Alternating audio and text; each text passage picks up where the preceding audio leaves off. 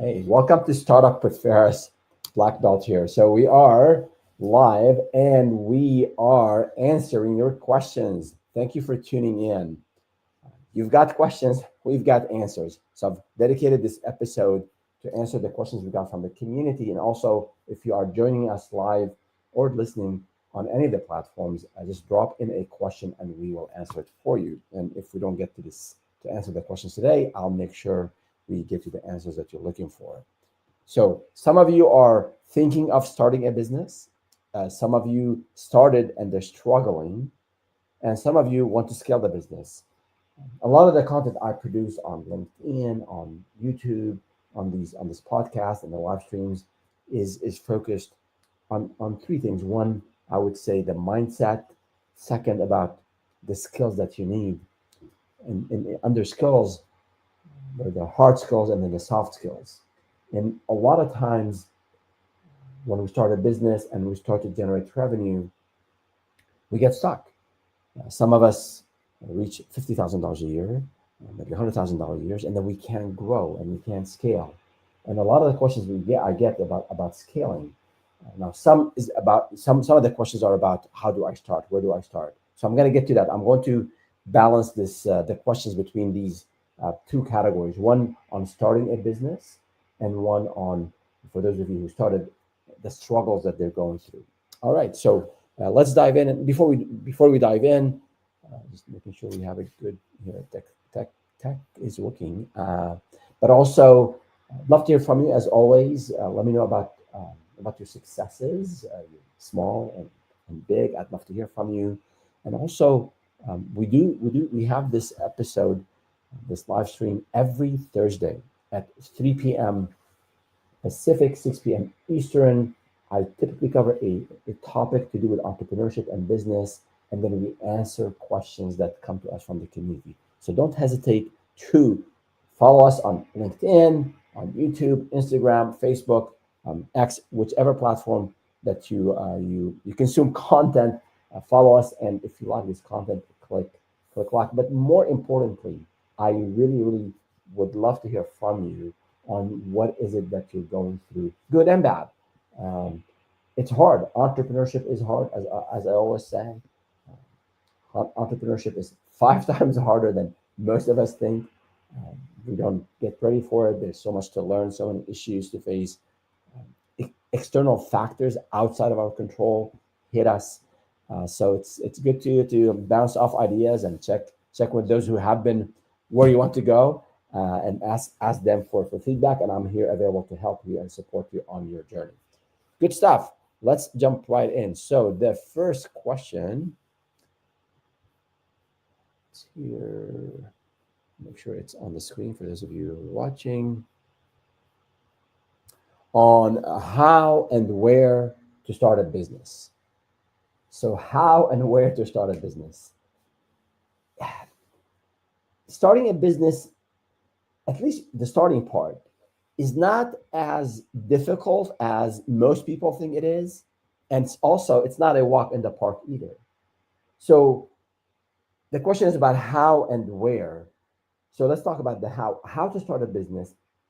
The essence of it is, of any business, is that you, as a founder, as a business owner, you have some skills.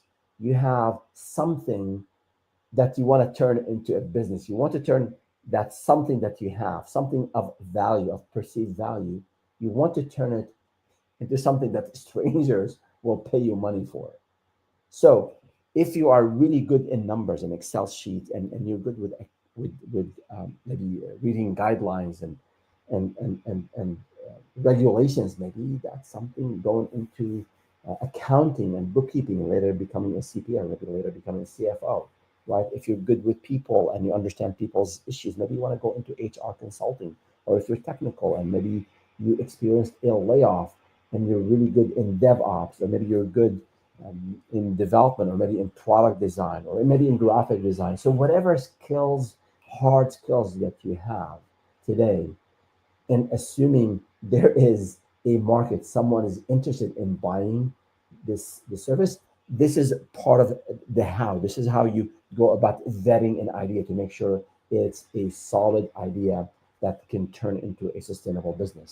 So the how part is, I think it all starts with you identifying a problem, something out there, some pain points that people have, or maybe some aspirations that people have, and you can help them fulfill those aspirations.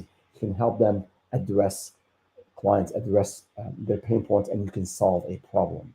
So that is the how. Is it all starts, I think, with identifying your own skills, the hard skills. Of course, the soft skills are important.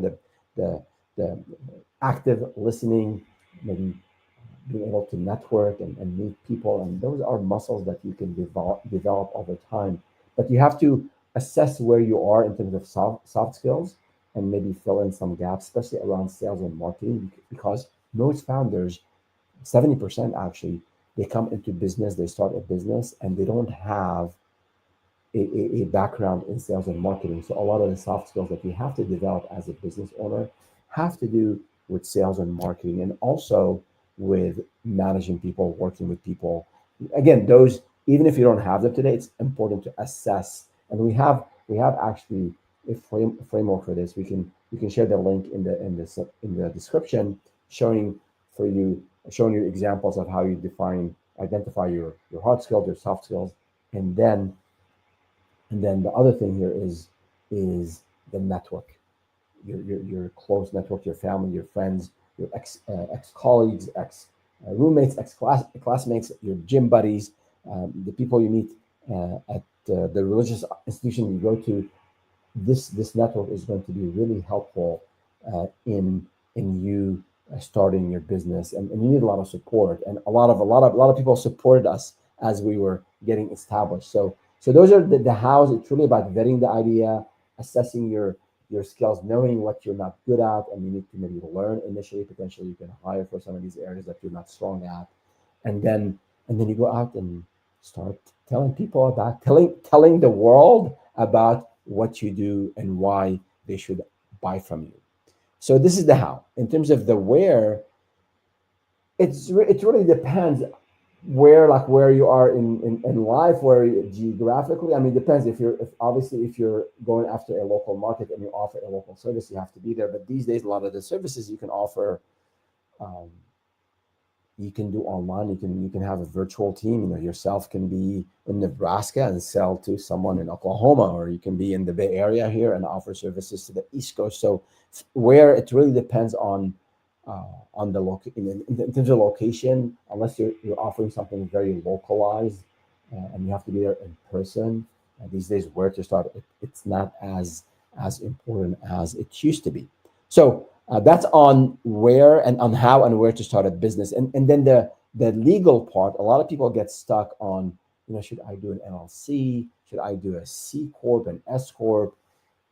It That's easy. The hard part, because you can go use one of the legal services like LegalZoom, or one of these other ones, or you can hire. I always advise that you work with an attorney. Find an attorney who will give you a break on their rate, and help you get your legal entity established. You can establish your own legal entity online, but I think it's important to have a discussion with an accountant and also with an attorney. This way, the implications, the different structures you can have your business. So that legal step to actually establish the business, that's really easy. That's almost mechanical. But where most people, a lot of startups, a lot of new businesses fail because they don't do enough time vetting their business idea. They don't do enough time do market research, and then they run out of money. They don't get the demand. They don't find the demand in the market, and that leads to failure. So that's on how and where to start a business. If you have any specific follow-up question on that, especially on the where, I'm not sure what that where meant in your question, let me know. Happy to answer it further. Let's go to the next question here. 1 year into it and barely making it. What to do next? So this gentleman or this lady, they've been in business for a year and they're barely making it. What to do next? Well, I need more details. And if you happen to be listening online here, let us know. What is barely making it mean? What does that mean? Are you like not making a whole lot of money? Are you, your goal is to get to $100,000 and you are at $10,000, or your goal at to get $100,000 in revenue and you are at $90,000? So I need to know more details. But in general, from a business assessment perspective, if I were to sit down with you and review your business, I would start to look at what were your goals. Let's say you're looking at 2020 last year, 2024, and you're looking at your performance as a business that year. So let's take a look. What were the goals for that year in terms of revenue, in terms of maybe number of clients, in terms of getting the name out to your network and to your target audience, the people that you want to sell to. So I'd want to start at what were, or if you're looking for this coming year, what are the goals that you want to establish, and assess what did not go well. Assess also what went well. You want to celebrate. As an entrepreneur, it's already hard, it's already difficult. Issues with clients, with employees, you lose a deal. So you want to also celebrate successes. So assess what went really well last year, and you want to double down on that and do more of, and then also do an honest, objective assessment on things that did not go well. So start with the revenue. I'm off by 30%. Okay, of what happened? Did I not get leads? Or maybe I got leads, but they were not qualified, or maybe I got qualified leads, but the bottleneck is in turning these leads into customers. So you have to sort of look at it. We have an entire video on the sales funnel, and we have one on the marketing funnel. So I know things in life are not linear, and there's no just straight funnel that people buy from. But understand, I think, from a sales analysis perspective, from a sales process perspective, take a look at, for me to get $100,000 in revenue, I need to get maybe 20 clients. And to get 20 clients, I need maybe 100 leads. So put those numbers, those were the planned numbers, and in the next column, put the actuals, and see where the gap is. So maybe I didn't do enough marketing. Maybe I didn't do enough. I just need to polish my pitching skills and my listening skills. Or maybe, I did all of that and I got leads and I got customers, but I lost some of the customers. So maybe I have an issue in retention, or maybe in delivering the service. So if you're not making it after 1 year and you've had some traction, I mean, you said you are barely making it. So I'm assuming there was some traction, there was some success. So don't beat yourself too hard. It's just part of the process. We didn't make it the last quarter or the last year. What can I do differently? Now, insanity is doing the same thing and then expecting different results. So you have to look at what happened in the last quarter, the last 2 quarters, last year, and do this quick analysis that I just walked you through, and then make certain behavioral changes or business and process changes so that you can avoid the pitfalls that you encountered last year. And one other thing, it could be the leads and the funnel and the revenue is all good, but maybe your expenses are too high. Maybe you overhired, or maybe you overspent on marketing, or maybe you went to a lot of these conferences, and maybe all you want out of the 5 that you went to, one turned out to be a good conference with leads and establishing connections with your network. So assess also expenses. And if you are maybe not putting the time, this is the last thing I would say on this question here. Are you burnt out? Are you maybe apathy is developing? You're doing a lot of work and you're not seeing the result. Maybe you're getting discouraged. Maybe you haven't overcome the fear of talking to strangers about your business. So assess that as well.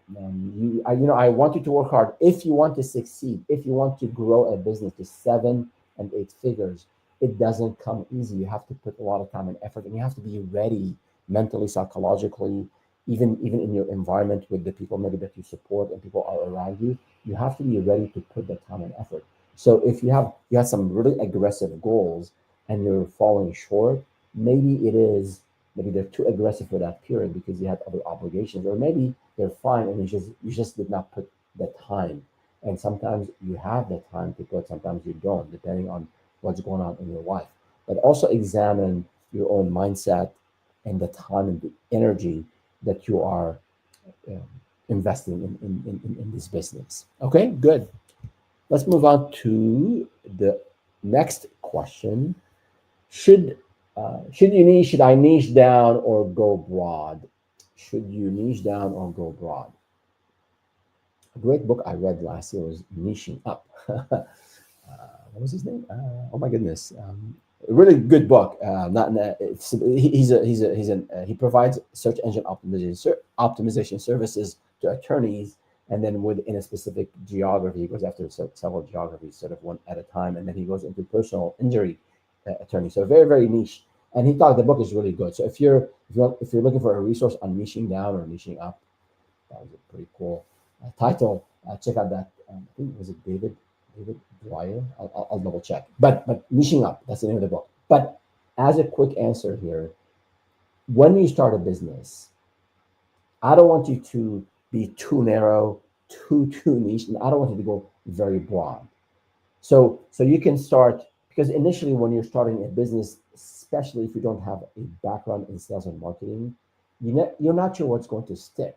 So you're going to try different things, maybe in the healthcare vertical. Maybe the next pitch will be in a lead you get in finance, another lead you get in hospitality. So you can't be very choosy early on because I want you to be out there pitching, talking to leads, and as you're hoping to close a deal, you're also fine tuning your skills, right? So, and then when you start to deliver a project, maybe you're taking on something very complex, and you're positioning yourself as this subject matter expert in international accounting, and you don't have a lot of background in that. So maybe that's not something that you want to do. So I would say initially, do go over this exercise on how to define your target audience, and we have content on this. You can check out our YouTube channel on defining your target audience. So this way you're not too broad, and then don't get too stuck in one vertical. Don't get too stuck in maybe in one company size, unless you have a significant number of years of experience in a very niche area. I would say just go out and don't be too broad. Once you define your target audience, go out and see what works for you, and then over time you might niche down on maybe initially you started thinking of offering 5 services, and after that initial phase of maybe 3 to 4 months, and you have a few clients on your hand, maybe you decide to go, instead of 5 services, you do only 2. So that's one way of niching down. And maybe initially you were working with 5 or 6 or 7 or any industry that comes your way, and now you want to focus on maybe on healthcare, or maybe um, on the hospitality. I remember for whatever reason, when we were doing websites in one of our businesses, we got a bunch of dentists to be our clients, and then naturally we knew a lot about uh, all the marketing needs of a dentist, so it was easier for us to go and sell to dentists, right? So that was something we specialized in, and then we sort of we outgrew that vertical, and then we started to do other things. But sometimes it's just lucky. You ended up getting 3 or 4 leads from a specific industry, and you become much more knowledgeable about the ins and outs of that industry. That helps in sales and marketing, also in delivery. So that is my quick thought on niching down or staying or going broad. Let's move on to the next question. I know we can go um, a lot, go deeper on a lot of these, but I want to make sure we get to all the questions that we got so far. And again, if you have a comment on what we're discussing here, or if you have your own experience that is different from what I shared, I'd love to hear from you and hear your perspective. So don't hesitate to reach out at all. And let me just think I had a bit of my mic, right? Let me just double check my setting on my mic, get a better audio here. I think we are good. There you go. So the next question is on struggling to land high value clients. So sounds like you have a business, you have clients, but your intention or your plan is to land high value clients. So high value clients in terms of potential, they could be high margins, high revenue, maybe not a maybe high revenue with a little profit now, but they're strategic for you. They can, because you can upsell them in the future. So high value clients, I'm glad you're thinking about that. I'm actually, a lot of us, we get busy in terms of delivering the service and selling and repeat what we're doing. We don't pause to think about our revenue, the average size of a maybe of a deal, the typical profit on a project. We sometimes we don't think about that. So I'm glad you're thinking about how to get better, high value clients. So I would say, go where the fish are. So if you've been successful in selling to, let's say, the SMB, the small and mid-sized businesses, and you have a good track record, and you're proficient at what you do, and you're getting maybe closer to mastery, and you're really, you know your craft really well. It's, where are these high value clients that I want to attract? Maybe I've been going to local conferences, and I've been going to maybe local networking events, and maybe the Chamber of Commerce, and that's great. And maybe now I need to go to regional conferences, or maybe national conferences. Maybe I want to go and have an exhibit in one of those conferences. So I would say a general guideline is to know the target audience in your mind. What makes a client a high value client, and then go out and find them without neglecting what got you to where you are today. So you have to be careful. So maybe you offer a new service, or maybe you have a new packaging, or maybe you offer, maybe you have, we used to, in one of the companies, we had white glove service for a number of clients, and we had more of the price sensitive clients. We had a different service line for them, and we would actually have that prominently displayed on the website. And also when we would get leads, our salespeople would quickly sort of vet the lead and say, like, we have these two different level of services. You want the white glove? We had some fancy names for that, premium service, or you want the standard, and here's what you get in both. So identify in your mind what high value clients are, and then go after them. One thing that also want to remind you of, that don't skip over or neglect or not dig in your existing client base. There are a lot of gems. There are a lot of gold in the existing client base. This is maybe not initially you might only have a few clients, but let's say a year into it, you have 10, 15, 20 clients. A few of them might be in need of adjacent services, or maybe they need more support, or maybe they're looking for something that you can help with. So I remember we had a client who started with us with $500 a month of a retainer for web maintenance services, and then by the time they stayed with us for many years, and by the time I think we grew and became, at the time, Google certified, and we were getting Fortune 50, the retainer with that same client was $5,000 a month, plus some other project we would do along the way, like a major project, like one-off project. So take a look at your current existing database of clients, and identify some who can, that potentially you can upsell to. You can expand your service offering. You can deepen the relationship. You can provide maybe more support to existing clients. So don't always look for new clients. You sort of, I learned this one time, one saying, they say land and expand. So land clients and see if you can expand and offer more services, if that works in your business model. If it doesn't, obviously you have to get new clients. But yeah, those are some ideas I hope you'll find useful. Let's see, what else? The next question. Not sure how to stand out in a crowded market. Not sure how to stand out in a crowded market. Let's see, how do you stand out? Well, a bit of research, I think, would help. If you talk, I have the 10+5 rule that I always recommend founders and business owners use. take a look at, talk to 10 of your existing clients, or better, talk to 10 potential clients and understand what their needs are, what their pain points are. What is it that they're not getting from other service providers, right?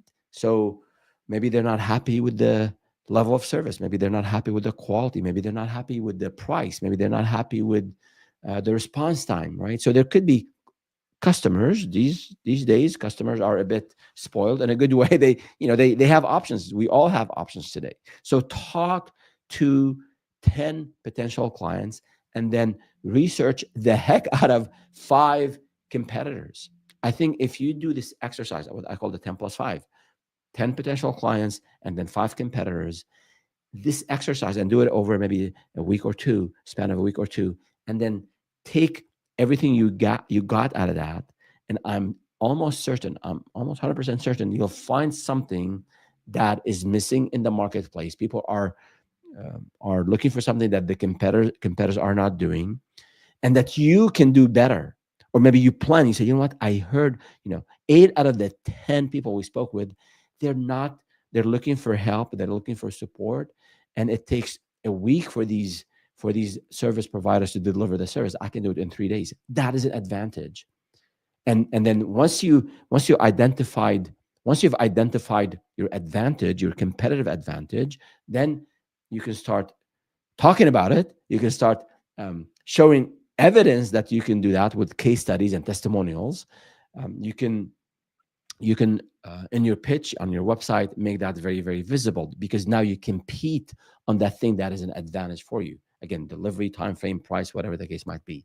So that's one way to stand out. The other way is, or not the other way, it is actually something in addition to what I said earlier. Look at certifications. Look at, can you participate in, maybe you have your association of service providers in your industry and become a top 1%, or maybe a top 5%, initially maybe a top 10%. So when you speak with clients, say, I'm in the top 10% of accountants in Texas. I'm in the top 1% of financial advisors in Montana. I am such and such. So I won this graphic design award.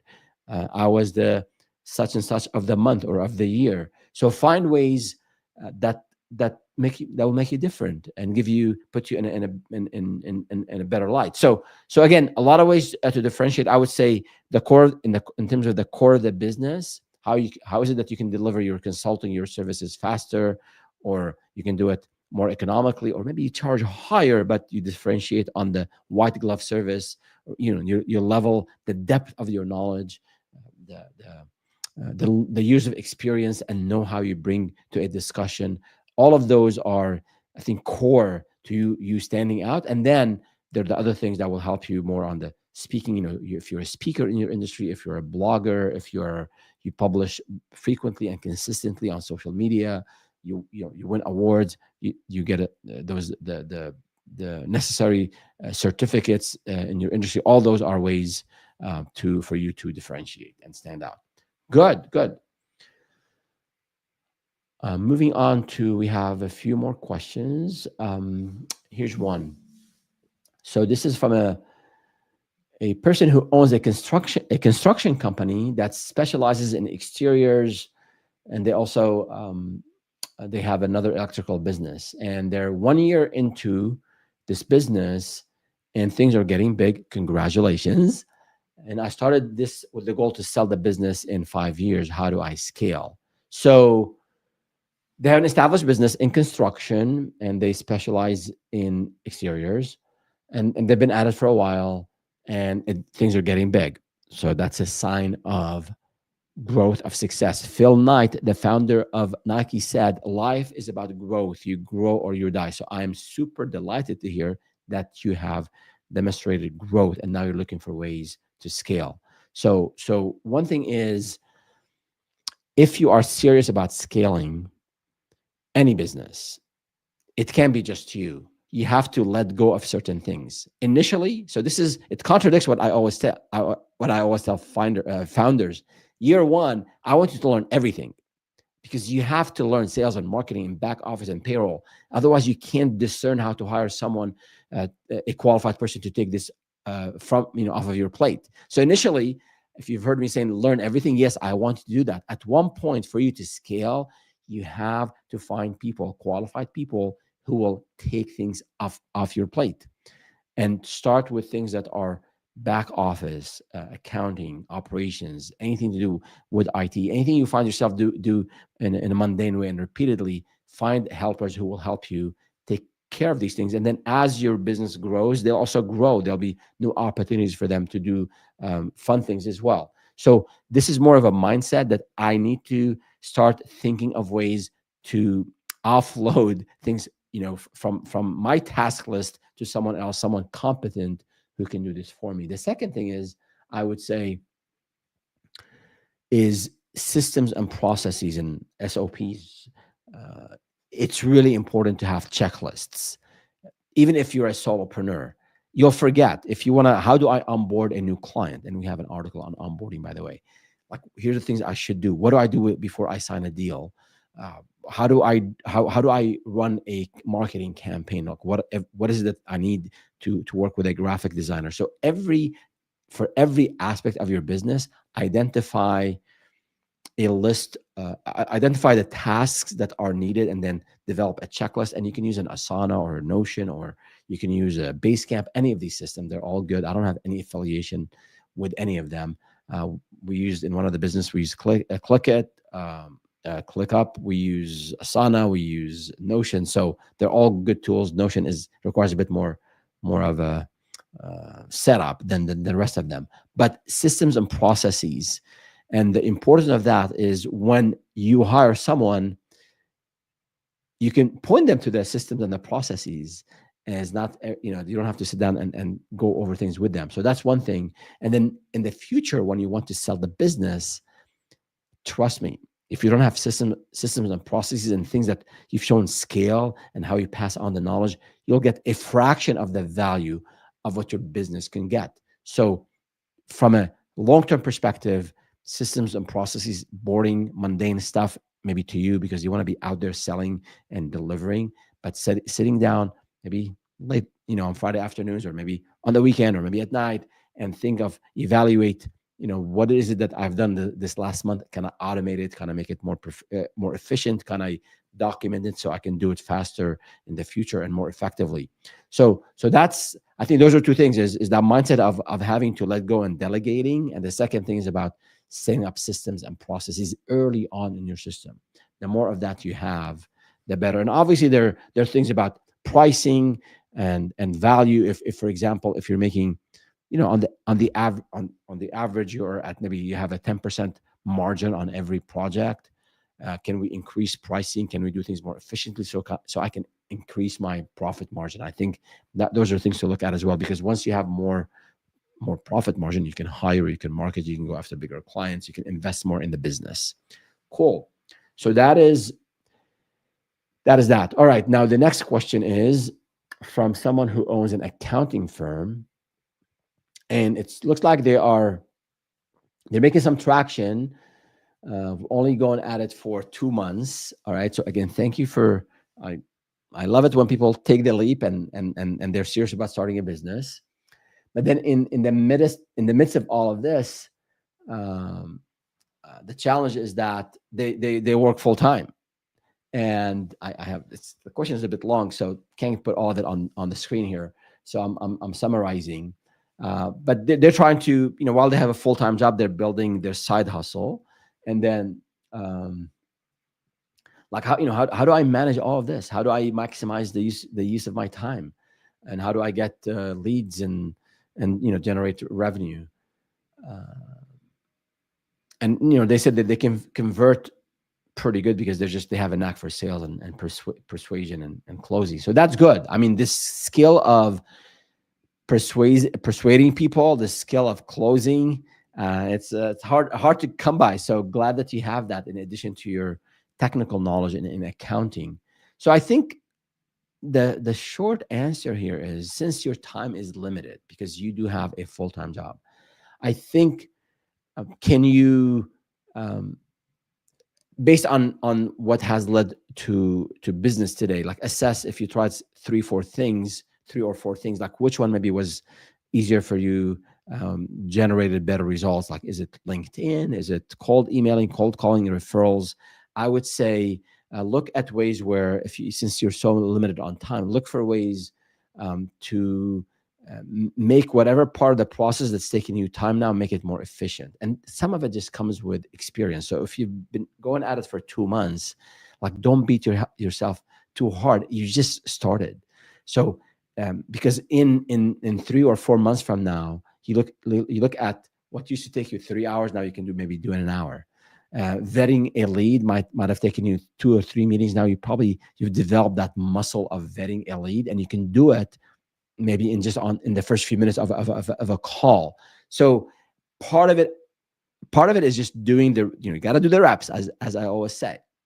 And once you do the reps, you start to gain experience, you build those muscles, and then you can do things faster. You can do things more effectively. So look at areas where it's taking you a lot of time and see if you can improve that process. The other one is in terms of maximizing the time. And this is more a broader point here. Since I don't want you to be in this is my guidance, this is my recommendation for all of you out there who do a lot of side hustling. I don't want you to be stuck in a full-time job and a side hustle for the rest of your life. That is not a sustainable model. It is okay to do it for a short time if you need the cash. You have difficult situation financially, you need the cash. I get it.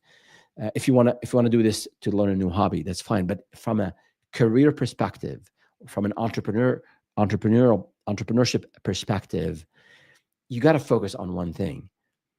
The one thing has to be your full-time hustle, your full hustle. And I get it that you have a full-time job now and that you have a salary and benefits and the 401k and the 2-3 week vacation. That's all great. But there will be a period where you have to do that and pay attention. You owe it to your employer to do the job properly and give them, deliver on your commitment to them. But at the same time, you're building a business on the side. So it is taxing on your time. But I think if you plan on doing this for, let's say, for 3, 4, 5, or maybe 6 months, and we have an entire video on I think we call the 6-month runway to that point where you have, I don't want to say financial freedom, it's an overused and abused term, but you can have a runway where you are working hard. It is taxing on you for a few months, but you reach a point where you cover your basic expenses. Maybe you're not saving at that time. Maybe you're not going on a vacation. Maybe you dropped 2 of the 3 hobbies that you have for a period of time. That is okay, because if you reduce your expenses significantly and you reach a point with your side hustle where you're covering your base expenses, at that time you have a solid foundation, I think, or a launching pad where you can resign, send that resignation letter, and then focus all of your energy on what used to be your side hustle, which now will turn tomorrow to be your full hustle, right? So work on it where you can reduce your expenses and then get to a point where you're making enough money from your side hustle to cover your expenses. And then that would be a good time to resign and put all of that energy into the new business.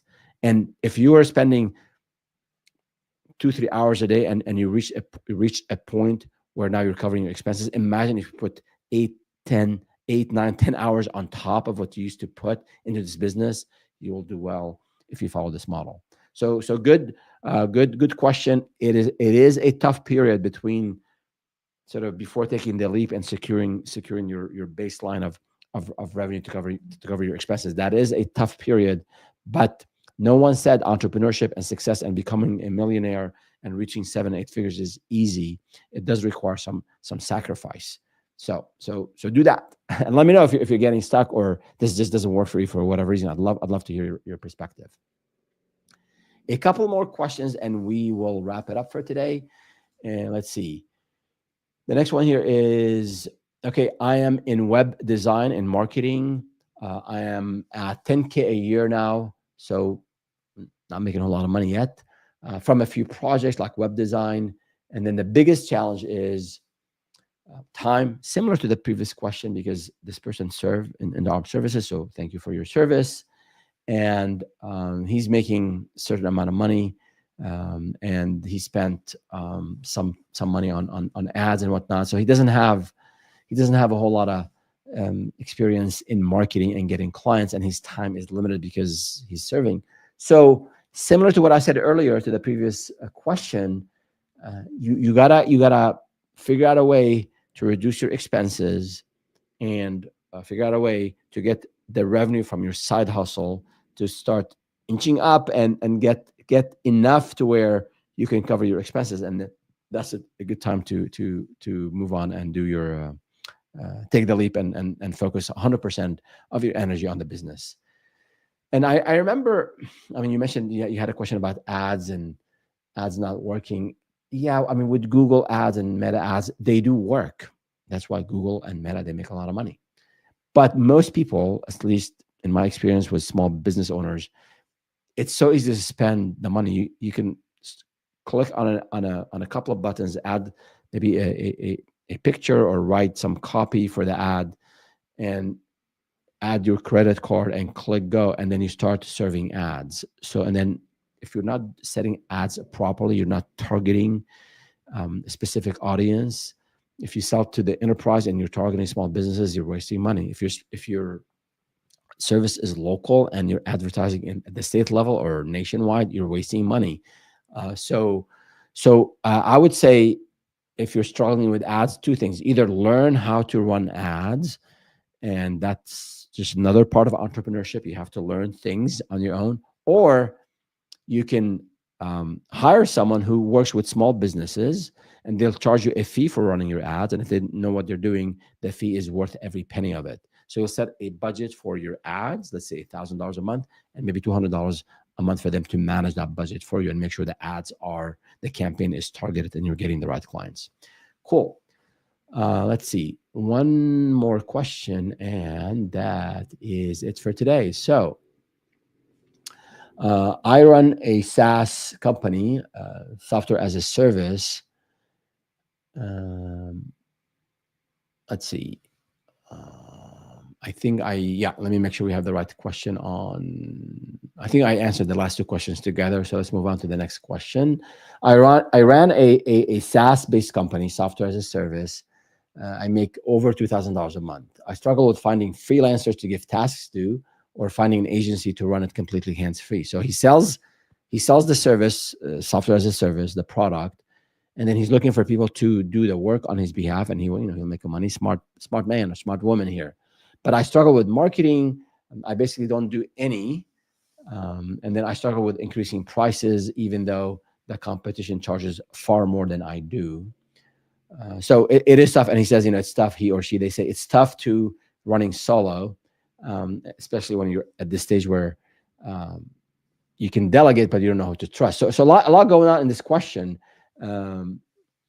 So I'll address the point on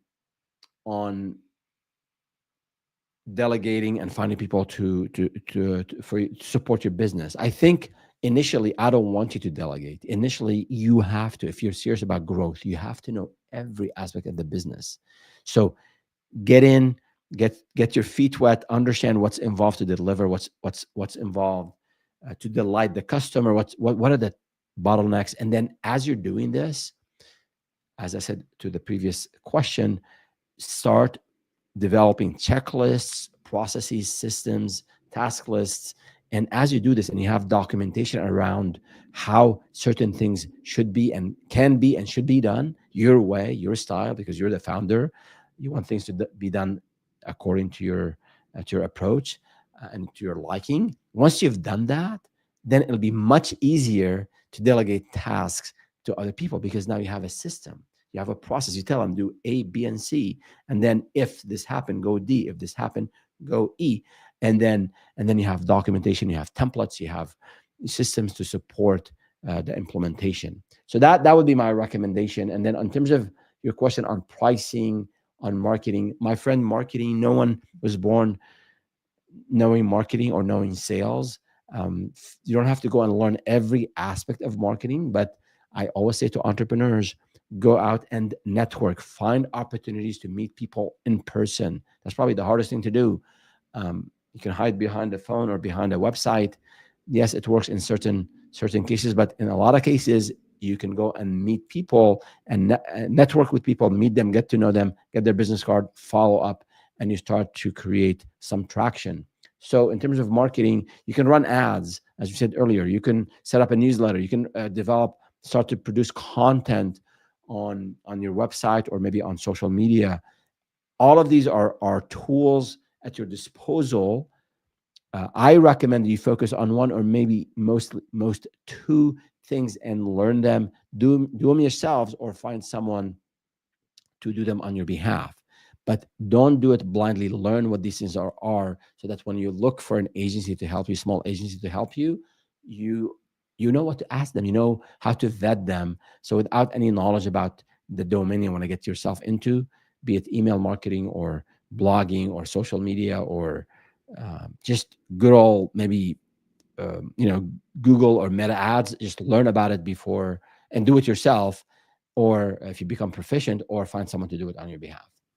I think that's it. And there was a question about pricing. We have a whole entire video on pricing, the different pricing models: hourly, project based, value based, retainer, tiered pricing, bunch of different ways. So check out. We have a live stream. Actually, spent probably an hour and a half going over and we have a video, the ultimate guide to pricing for services and consulting. So check that out. But I would say look at whatever you started, maybe hourly and or maybe project based. Hourly probably is the most common. And as you get better at things, you can start increasing your prices. And yes, you might lose some customers, but I always say it jokingly, but I also mean it. If you have 20 clients, and let's say your prices are way low, if you double your prices and you lose half of your clients, you still make the same amount of money and you're doing less work. Now, if your prices are already high, doubling pricing just won't work unless you're doing significant positioning in the way about what you do and what you offer. So those are my thoughts on pricing, on marketing. And again, a lot of questions, a lot of good stuff today. If you have, before we wrap up here, if you have any other questions, any other comments, leave us a comment on LinkedIn, on YouTube, on Instagram, on X, Facebook, wherever you're at, we're there. We'd love to hear from you and answer your questions next week. As I reminded you, we are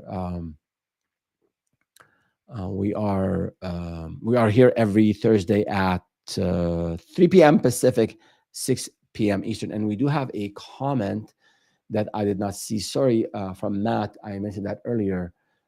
Sorry, I did not see the comment. Let me put it here. So Matt is asking: Is it that the business owners?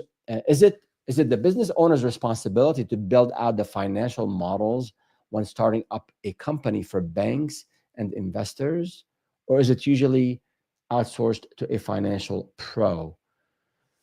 I don't want to be lazy, Matt. A very good question. Again, sorry for missing your comments from earlier. It is the buck stops here. So it is the business owner's responsibility to develop a financial plan or a business plan or a financial model.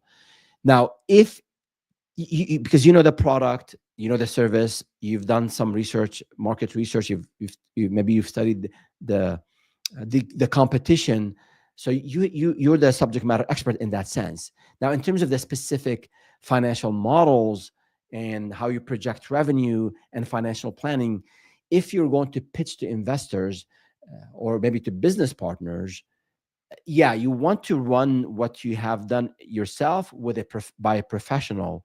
So I would say, depending on why you need to put together a financial model, if it's for your own business and you have some experience with numbers, you're good with like P&Ls, and you understand projection and you understand some fundamentals in accounting, I think what do it on by yourself is fine. If you're about to present to someone like an investor, definitely work with a professional who has done that. And I think, if depending on your business model, depending on the revenue, if there are complex things, if you have inventory and if you have a lot of employees, and if you have different markets, and you have, like, you would want to work with a professional. The more complex your setup is, the more I think professional help you would need. But I'll tell you one thing that worked really well for us is initially in my first business, I didn't see a need for a CFO, nor that we needed one. But what happened is that I went to lunch with a friend of mine, and he said, Faris, your business now is too big for you to do it all yourself, accounting that is. So I said, you can go and hire a fractional CFO. And this is, oh my goodness, so many years ago, 15 years ago, this concept of fractional was new. Today is commonplace. But basically, I ended up hiring a CFO, and we were doing well by that time. We were like well into our six digits and get closer to seven figures at the time. I only needed 4 hours of a CFO, someone who, Keith was an amazing CFO, and he stayed with us for a long time till we actually exited a couple of the businesses. But initially I would get the books from my bookkeeper, from my accountant, and then Keith would look at them, and then he developed a financial plan for us in Excel, and we kept evolving the plan over the years to have something very, very sophisticated with like dials on if I hired, if I didn't hire, if I lost a client, if I got a whole lot more clients.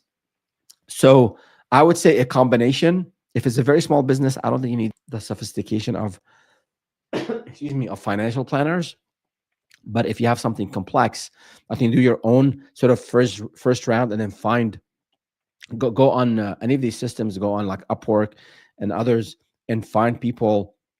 And when you vet, there are a lot of 5-star people, top talent, inexpensive talent, and you can hire them for a couple of hours. And I would say maybe interview them before you hire them, but find someone who has helped people, maybe doesn't have to be in your industry, but in the same maybe company size, the same business model, because there is something when it, there's just some, experience in your field, experience in a company your size, and experience in a business model similar to yours. I think those are important things to have for the professional that you want to hire. But again, it's not expensive these days. You don't have to hire a full-time person or pay someone thousands of dollars. But again, it all depends on the complexity. The more complex your setup is, the more support you'll need. So hope that's helpful. If not, feel free to add to your comment, or just go to startupwithfaris.com and email me. I'll be more than happy, Matt, to help you out. But I'm glad that you're thinking about financial modeling, about maybe pitching to investors. And I'm glad, I love your comment. I don't want to be lazy. This is the attitude, my friend. This is the attitude. You got to give it your best, and you got to do the right thing. And sometimes the right thing is to get help from others. So you're on the right track. Good. So let's wrap it up here. Thank you for those who have been with us, and thank you for those who have submitted questions. As I said, next week we'll talk about a way. If you follow us on social media, you'll see the topic. We'll announce. We typically announce those topics on Friday or Saturday. So follow us on whichever platform you're on, and click like and share. We'd love that. And Matt, thank you. I'm here for you. I appreciate it. And before we wrap up, a quick reminder about the YouTube channel at Startup with Faris. Follow us there, and also about our Black Belt Startup programs that we have. We have a free course, a course you can finish in 1 hour. It's the essentials of startups. And then we also have we have a training and a coaching program where you have the entire curriculum, from vetting an idea to growing and scaling your business and everything in between. And it's a month-to-month, no long-term commitment, and we have office hours once a week. You get a chance to ask me questions real time. So check out this at blackbeltstartup.com. And we've also introduced a recent course on pricing. I think it's $29. And we cover every aspect of pricing that you need. And actually, you get a 20 minutes with me if you have a specific question on pricing for your company.